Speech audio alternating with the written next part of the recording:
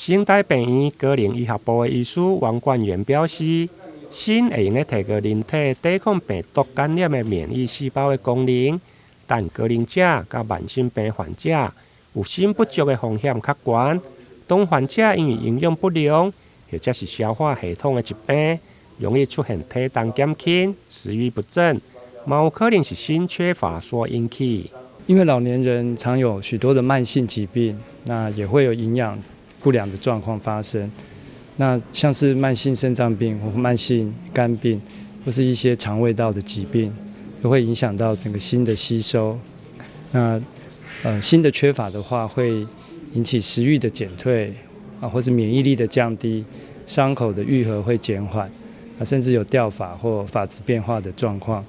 那这些都是一些征兆。那如果可以适当的补充锌，可以改善老人家的免疫的状况，也可以让他们的生活品质得到改善。那也有说锌可能也可以有那个食欲刺激的效果。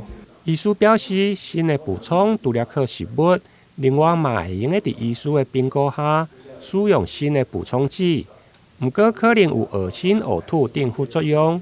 如果过量补充，嘛会干扰到体质的吸收。因此，医师呼吁高龄者应该先确认有锌缺乏的问题，再过来补充，比较较安全。台南新闻林根采访报道。